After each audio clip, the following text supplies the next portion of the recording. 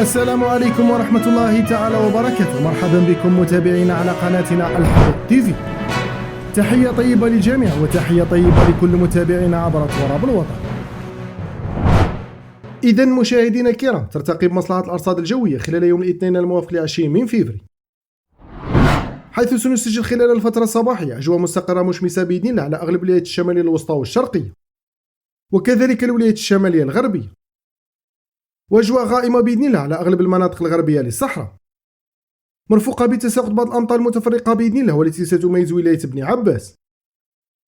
كما سنشهد رياح قوية نوعا ما قد تصل سرعتها تتعدى 40 كم في الساعة، والتي ستميز المناطق الوسطى والغربية وكذلك المناطق الجنوبية للصحراء على كل من ولاية تندوف، المنيعة، عين صالح، إليزي وولاية تمنراست.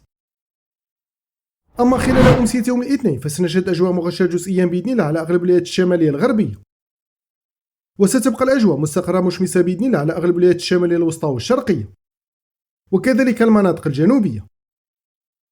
أما فيما يخص درجة الحرارة القصوى ليوم الغد وستكون من 18 إلى 21 درجة بالنسبة للمناطق الساحلية، ما بين 19 إلى 22 درجة على أغلب الولايات الداخلية و20 درجة شمال الصحراء، ما بين 22 إلى 28 درجة بوسط الصحراء و30 درجة بأقصى الجنوب.